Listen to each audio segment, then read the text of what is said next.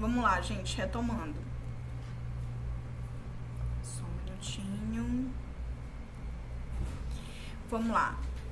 A gente falou um pouquinho de carrapato, mas tem também um outro ectoparasita que é conhecido como piolho de cobra, tá? Esse ectoparasita, ele tem uma presença visível ou não, tá? Ele pode nem sempre ser tão visível assim a olho nu. Então, quando ele não é visível, fica, lógico, mais difícil de identificar.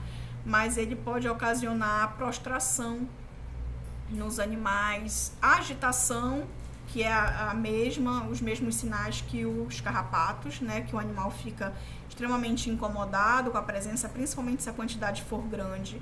Disequidise também, né? Assim como no carrapato.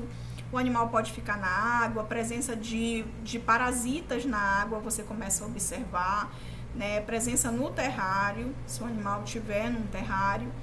Então, é aquela situação que a gente falou, não tratar somente o animal, mas o ambiente que ele está. Muito mais desses ectoparasitas ficam no ambiente do que no próprio animal. As mesmas complicações, né? Esses ectoparasitas muitas vezes são vetores de inúmeras doenças patógenas, né? Tratamento Ivomec, que a base é a ivermectina, banho de Negovon, que é aquele produto que a gente mostrou no slide anterior, né? E Frontline na coleção inteira. Deixa eu falar uma coisa para vocês, o que eu, Nazaré, faço. Eu prefiro aplicar no animal Frontline, que é o fipronil, eu acho mais seguro, tá? Mais seguro falando em relação à clínica, menos tóxico, tá? Menos tóxico. Então, eu prefiro utilizar no animal Frontline e o Negovon para limpeza do ambiente. Ou até ivermectina para alguns animais. Pode ser também, né? Frontline ou ivermectina, depende da espécie. Mas o Negovon eu não gosto de utilizar no animal em si. Eu acho extremamente tóxico, né? Então eu acho mais seguro retirar o animal do ambiente e fazer uma limpeza, uma boa limpeza e desinfecção desse ambiente com o Negovon. Aí sim, tá? Lavar terrários e utensílios, deixá-los de molho no Negovon, tá? Aí tranquilo. E aí você vai deixar esse material ainda de molho depois durante o tempo, tirar o excesso do produto, né? Deixar esse ambiente em vazio sanitário para depois, com mais segurança, você retornar com os animais para lá, tá? Mas eu particularmente não utilizo nos pacientes. Miíase, né, que são as larvas de mosca, acredito que todos já conheçam, também pode acontecer em répteis, causam presença de larvas de algumas espécies de mosca nesses animais. Quais são as complicações? Podem também ser vetores de inúmeras doenças, como hemoparasitas, além de provocar um estresse constante, permanente desse animal, porque ele está tendo o tecido consumido por essas larvas, né? Então pode causar um estresse permanente, com perda de sangue, lógico, né? Essas larvas acabam consumindo esses fluidos, esse tecido do animal que estão parasitando. Podem ainda causar lesões sérias em órgãos, né? Que elas vão se aprofundando, formando galerias, assim como acontece nos pequenos animais, nos animais domésticos, né? Levando a perdas funcionais significativas ou até o próprio óbito do paciente, se não identificado previamente. Qual o tratamento? Remoção cirúrgica, tá? Das larvas, o tratamento permanente da ferida até total cicatrização. Aí aqui a gente tem um pouquinho mais sobre a ivermectina, né, que é o Ivomec, geralmente que a gente utiliza na clínica de animais silvestres, né? Ele é eficaz contra parasitas intestinais também, endoparasitas, e auxilia no combate de piolhos, carrapatos, miíases indicado no tratamento de filarioses, né, de filarídeos de uma forma geral, nematódios, que são resistentes à medicação Panacur, por exemplo, que é uma das de eleição que a gente utiliza. Deve ser diluído, né, no propilenoglicol na proporção de 1:10. Não utilizar em quelônios, né? Para quelônios, a ivermectina é considerada tóxica. Então, é importante a gente ter esse conhecimento também. E o triclorfon, que é o princípio ativo do Neguvon, né, que a gente estava mencionando, como eu falei, ele deve ser utilizado mais para limpeza de ambiente, né, não no animal diretamente. Tem veterinário que usa, tem, mas eu particularmente não indico. Eu acho extremamente tóxico, tá? E pode causar uma intoxicação grave no paciente, principalmente se ele já estiver vulnerável, né? Eficaz contra piolhos e carrapatos, deve ser diluído na proporção de 0 a 2%. Para desinfecção de terrários e utensílios, deve ser diluído numa concentração mais forte. O ideal é que repita a utilização no ambiente a cada 15 dias. Cuidado, extremamente tóxico, tá? E cancerígeno. Quem for realizar a aplicação desse produto, sempre é indicada a utilização de máscaras e luvas. Se você tem essa recomendação no momento da aplicação, por ser extremamente tóxico e cancerígeno, eu vou utilizar num paciente já sensível, já sensibilizado pela doença? Não, tá? Muitas vezes com lesão de pele pelo parasitismo. Então, se a própria pele já permite uma absorção, né, se eu aplico qualquer coisa de forma cutânea, há uma absorção dérmica, esse é o normal. Agora, se essa pele estiver lesionada pela presença desses próprios parasitas, essa absorção ela é muito mais rápida, muito mais efetiva. E aí, podendo levar o paciente a um processo de intoxicação também de uma forma muito mais rápida. Então, eu particularmente prefiro não correr esse risco, tá? Existem inúmeras doenças metabólicas e nutricionais nesses animais, né? Serpentes, poucas doenças nutricionais, não é tão significativo quanto em outras espécies, mas de uma forma geral, a gente identifica, por exemplo, a avitaminose E, que não é tão falada, mas acontece. Quando é que pode acontecer? Principalmente quando a qualidade do alimento que é fornecido para essas serpentes não é observado. Então, eu vou fornecer camundongos, por exemplo, vivos ou mortos, como alimento para as serpentes que eu mantenho em cativeiro. Qual é a qualidade desses camundongos? Porque, por exemplo, se esses camundongos forem obesos, olha só que interessante, se esses camundongos forem obesos e eu estou fornecendo esses camundongos para as serpentes, eu posso causar uma avitaminose nesses animais, por conta do excesso de gordura, né? O que pode acontecer mais também em relação a doenças metabólicas? Deficiência de ácido ascórbico, que é a vitamina C, levando a uma estomatite ulcerativa, né? Inflamações da mucosa oral, causando úlceras. Isso por deficiência de ácido ascórbico, né? Estomatites é muito comum, gente, em répteis, estomatite, lesão oral.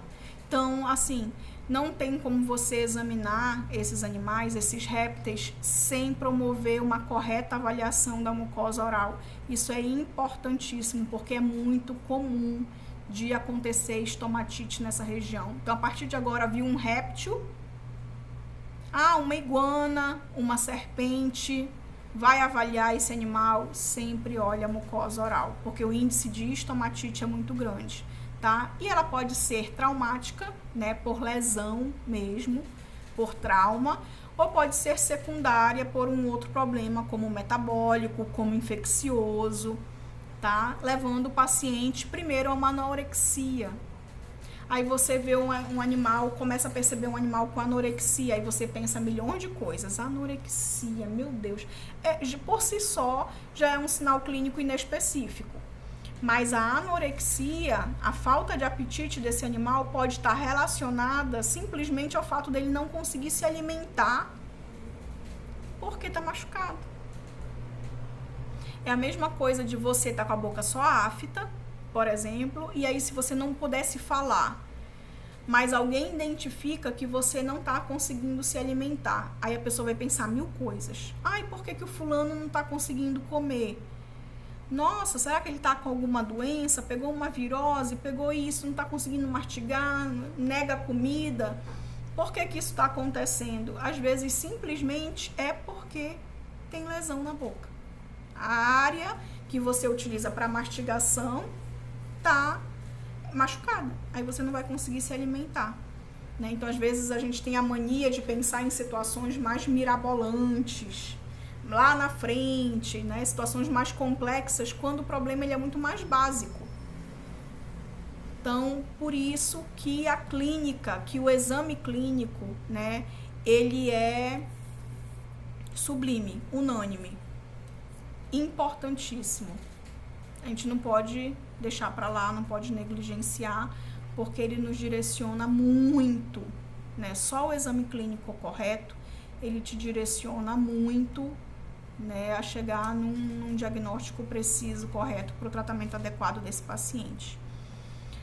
Gota visceral e articular também acontece muito relacionado a dietas inadequadas, ricas em proteínas, de uma forma geral, ou hiperalimentação, né? Então, tem gente que alimenta réptil todo dia, por exemplo, né? E eles, por fisiologia, por natureza, muitos deles não comem diariamente. Né, comem uma vez por semana, crocodilianos, serpentes, né, alguns outros animais, dependendo do porte, né, ou dependendo da quantidade da alimentação na última oferta, pode comer a cada 15 dias. Então, hiperalimentação também pode provocar problemas sérios, inclusive. Né? Tratamentos de algumas doenças, alopurinol, tá? A gente utiliza bastante para estresse também, corticosteroides, infertilidade no macho pode estar relacionado à obesidade, esteatose, né? Esteatose hepática principalmente, presença de gordura, né, no fígado, pode ser ocasionada por doença nutricional, hiperalimentação, anorexia, pode ser ocasionada por estresse, problemas na temperatura ambiental, né? Pode ser uma anorexia secundária, um outro problema. DOM é conhecido como doença ósseo-metabólica. Também osteometabólica também é muito comum em répteis por deficiências, de uma forma geral, né? Deficiência de cálcio, deficiência de fósforo, tudo erro de manejo. Tá? Erro na alimentação, deficiência de cálcio, né? Esse cálcio fósforo desbalanceado, falta de luz UVB, né? E essas são, de uma forma geral, as principais causas. E um outro tema muito importante que tem para a gente observar é a regurgitação com distensão abdominal em serpentes. Isso pode acontecer, tá? Quando que a gente observa essa regurgitação, que a gente mencionou um pouquinho ainda agora há pouco, né? Regurgitação é aquele ato do animal colocar para fora um alimento que ainda não foi nem digerido, né? Então, não é o vômito, tá? Esse alimento ainda não foi digerido e por algum motivo o paciente acaba colocando para fora. A gente chama isso de regurgitação. Então, às vezes, né, expulsão do alimento do esôfago antes da digestão, às vezes até do estômago, né? E aí, quando isso acontece acompanhado de uma distensão abdominal, que nem é correto esse termo, porque essas serpentes não têm abdômen, né? Mas a gente acaba se referindo assim, seria uma distensão celomática, tá? Então, acompanhado de uma distensão, mas se vocês lerem o termo de distensão abdominal, é o que se utiliza. Apesar, é que nem a história da tartaruga, né? Apesar de ser errado você chamar de tartaruga da Amazônia, mas é o termo mais comumente utilizado. Aqui, apesar de se utilizar o termo distensão abdominal, poderia ser distensão celomática, tá? Seria mais apropriado para se referir à espécie. Mas essa distensão é o quê? Um aumento anormal, né, maior do que o normal, dessa cavidade celomática. Geralmente por acúmulo de gases, por acúmulo de líquido, de conteúdo alimentar que não está sendo digerido corretamente. Quais são as causas mais comuns? Estresse ambiental. Olha como a gente sempre volta para a estaca zero, né? Então, não tô com um ambiente adequado, está causando estresse para o animal. Olha o que pode causar como uma questão secundária.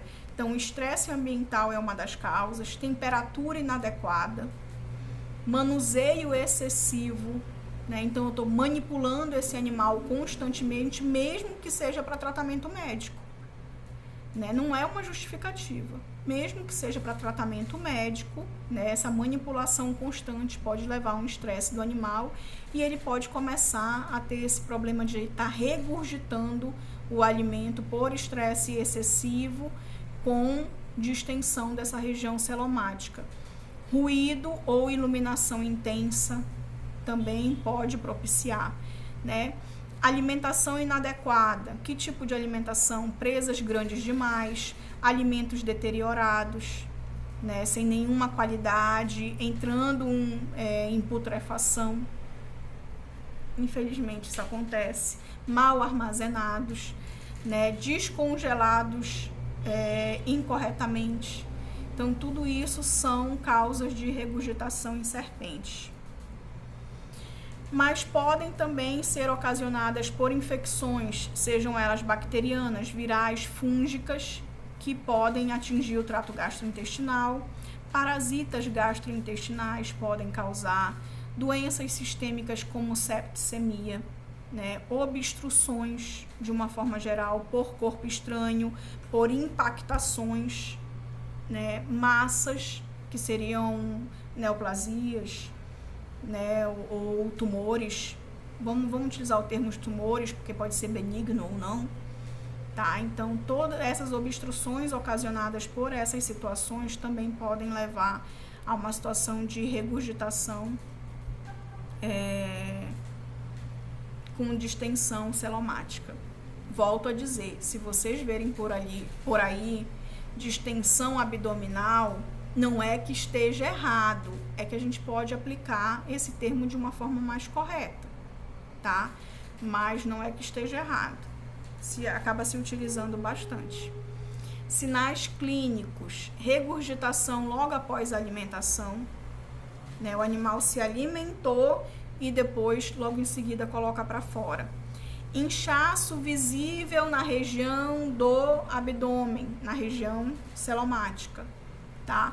Letargia, o animal fica mais quietinho, mais parado, começa a se recusar a se alimentar, desidratação ou perda de peso, tá? Respiração ofegante. Por que a respiração ofegante? Porque muitas vezes essa compactação nessa região gastrointestinal, ela pode acabar comprimindo a região dos pulmões. Então, pela distensão, pelo excesso de alimentos, pelo excesso de gases, né, essa distensão pode causar uma compressão do sistema respiratório. E aí essa compressão deixa o paciente mais ofegante. Isso pode acontecer perfeitamente, tá? E aí o clínico tem que estar de olho, porque se você observar só o animal mais ofegante, você pode até, né, passar batido e interpretar isso como um problema respiratório e não gastrointestinal, tá? Olha como é interessante. Diagnóstico: anamnese detalhada, sempre, Então, ver todo o histórico desse paciente. Como é a alimentação, como é que está sendo o manejo, como é que está o ambiente desse paciente. Né? Seguido dessa anamnese, realizar um bom exame físico. Exames de imagem vão te auxiliar também, radiografias, ultrassonografias. Para diagnóstico diferencial, seria interessante um coproparasitológico para excluir a questão de parasitas, tá? Hemograma bioquímico para ver o estado geral do paciente. Então, esse apanhado é interessante. E uma vez diagnosticado, né, o que fazer? Como tratar? Correção do ambiente, primeira coisa que o animal está, né, com umidade, temperatura, manejo adequado, jejum controlado, hidratação parenteral, inicialmente, já que a gente está tratando. Então, muitas vezes esse paciente está desidratado, eu vou ter que reidratar, né, de forma parenteral, que é mais rápida, injetável, ou por sonda, também é uma possibilidade. Medicação específica, eu posso utilizar antiparasitários, se esses parasitas possam estar auxiliando, ocasionando isso, antibióticos, antifúngicos, isso depende do diagnóstico. Qual foi a causa primária, né, desse problema de regurgitação? E se houver obstrução, se nos exames de imagem me indicar a presença de obstrução, de corpo estranho, de compressão por massa, né, a indicação é cirúrgica. A terapia é cirúrgica, não tem jeito, tá? Em casos de obstrução, principalmente grave, onde só o tratamento medicamentoso não vai me ajudar. Qual é a prevenção? Como eu faço para evitar esse tipo de problema? Primeiro, corrigir o ambiente. Fornecer a esse animal um ambiente adequado, ideal, estável, com o mínimo de estresse possível, sem muitas manipulações, tá? Garantir alimentação adequada e de qualidade, de acordo com o tamanho dessa espécie, dessa serpente. Evitar manipulação logo após a alimentação. Isso é muito comum, gente, muito comum. Você colocar o animal para se alimentar. Então, depois da alimentação, é o repouso. Isso é obrigatório. Repouso, sempre após a alimentação. Mas o que acontece, às vezes, há a manipulação. E isso faz com que o animal regurgite. Sempre. Tá? Isso é uma constante. E realizar quarentena de novos animais. Por quê? Porque esse animal novo chegou contaminado, evita propagar, né, esses micro-organismos para os demais, evitando problemas futuros. Tá? Então, essas medidas são importantíssimas. Podem acontecer doenças traumáticas com esses animais em ambiente de cativeiro, com certeza, né? Abrasões rostrais, tá? Lacerações, ferimentos de uma forma geral, presença de corpo estranho, fraturas, queimaduras, tudo isso pode acontecer em ambiente de cativeiro, seja domiciliar, seja em cativeiro de uma instituição, tá? Mas isso sim é possível de acontecer e a gente tem que trabalhar de forma intensa, né, constante e vigilante para evitar esse tipo de problemas traumáticos. Inclusive brigas, né? Brigas também, ferimentos por brigas entre indivíduos, ambiente superlotado, competição por fêmea, competição por alimentação dentro desse ambiente, competição por você assumir a liderança, né, dentro desse ambiente. Tudo isso podem ocasionar lesões traumáticas nos animais de uma forma geral. E aí, gente, vamos fazer uma abordagem rapidinha aqui, tá? Não tem como aprofundar muito, infelizmente, até por conta do nosso tempo. E aí eu acabei trazendo só algumas questões que eu acho que são mais pertinentes, que são importantes, tá? Pra gente abordar agora falando de mamíferos, tá? De uma forma geral. O que é importante? Quando a gente falou sobre contenção física de mamíferos, eu falei para vocês contenção físico-química, eu disse, gente, mamíferos é um mundo, porque a gente tem várias espécies totalmente diferentes. A gente tem canídeos, né? Os cães selvagens, raposas, a gente tem felídeos dentro dessa classe, né? Os grandes felinos, onças, tigres, né? A gente tem marsupiais, nós temos roedores, temos primatas não humanos, e eu sempre vou me referir dessa forma porque também estamos nessa categoria de primatas mais humanos, no caso, né? Morcegos, chernatras, então é uma variedade imensa, né, de espécies com características, fisiologia, anatomia totalmente diferentes uma da outra, então são abordagens também totalmente distintas, é um mundo ainda de coisa pra gente, que a gente poderia estudar aqui para conversar. E aí, dentro dessa questão, a gente também tem as espécies exóticas, assim como a gente tem nas outras classes.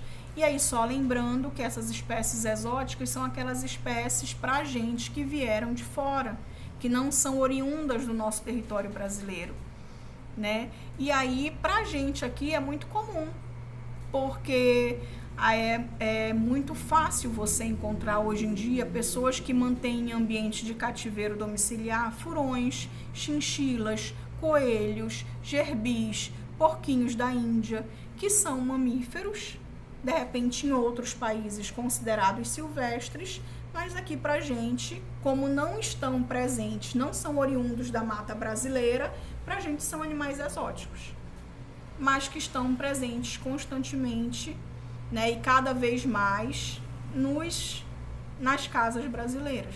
E a gente precisa se adaptar a essa nova realidade, tá? Importância crescente na clínica veterinária devido a esse aumento da criação em ambiente de cativeiro, trazendo esses indivíduos como pets, novos pets, né? E eles exigem um conhecimento específico de biologia, de comportamento, de fisiologia, de anatomia, de tudo, assim como as demais espécies animais também, né? Então é realmente uma adequação, uma nova adequação na formação profissional, que hoje o mercado está nos exigindo, né? E o estresse é um fator crítico de manejo para esses animais. Então, muitas vezes, é muito fofinho ter um coelhinho em casa, um porquinho da Índia, eu acho lindo, eu quero dar de presente para o meu sobrinho, para o meu afilhado. Então, animal, para começar, não é para você dar de presente, né? Não se dá animal de presente para ninguém, porque é uma responsabilidade muito grande, é uma vida, né? A pessoa muda tudo, muda sua rotina, tem que ter condições psicológicas, tem que ter tempo, tem que ter condição financeira para manter esses animais. Então, tem que ser uma escolha, uma decisão da pessoa. Por isso que eu digo que não se dá animais de presente, né? Tem que ser uma decisão. Será que eu tenho um ambiente adequado para manter esse animal? Será que eu vou ter tempo para cuidar? Né? Será que eu tenho condições financeiras para levar um médico veterinário especialista, para tratar da forma correta, para criar um microambiente para aquele animal ali? Então, tudo isso tem que ser pensado, tá? Muito bem pensado e avaliado, senão você está agindo com maus tratos. Infelizmente, se você mantém um animal, não tem conhecimento sobre ele e não tem condições adequadas de mantê-lo, você está praticando maus tratos com essa espécie que você está mantendo em cativeiro, podendo ocasionar lesões e problemas, doenças extremamente graves que podem até não ser revertidas, tá? Uma abordagem clínica geral em relação a mamíferos. E também acaba que a gente, essas abordagens, elas sempre acabam contemplando todas as outras classes animais, né? Porque é um princípio muito comum para todos. Então, dentro da clínica de animais silvestres, esse primeiro momento, esse primeiro contato, essa anamnese detalhada é importantíssima.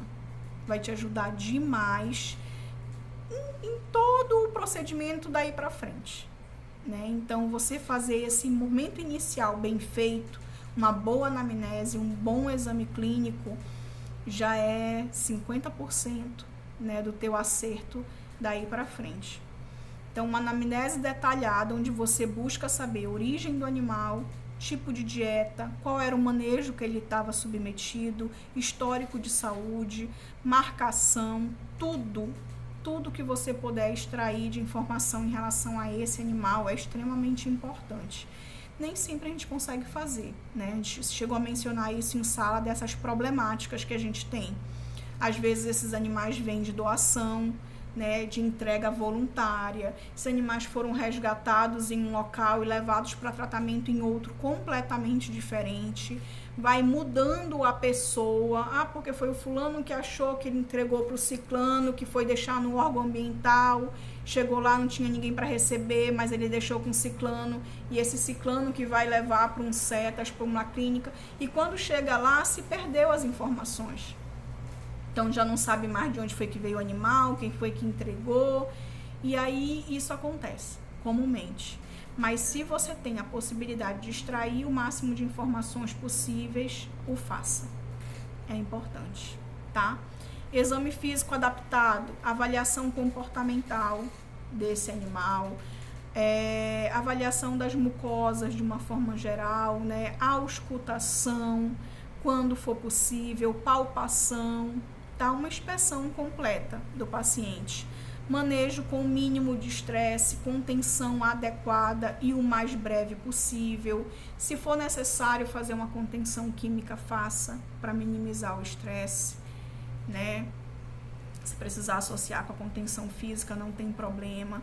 Esse ambiente precisa ser adequado, ele precisa ser calmo, tranquilo, tá bom? Atenção à termorregulação durante o atendimento. Se o animal começar a ficar muito ofegante, né, com sinais claros de estresse, então você precisa intervir o mais rápido possível para que isso não ocorra. Amostragem laboratorial. Se você está contendo o animal para fazer um exame físico, aproveita para colher amostras biológicas, né? Procura identificar o que está de alterado ali. Colhe um sangue, se for possível, para fazer um simples hemograma, que é o principal exame de triagem que a gente tem. Então, vamos coletar sangue, vamos fazer um hemograma, vamos solicitar bioquímica sérica.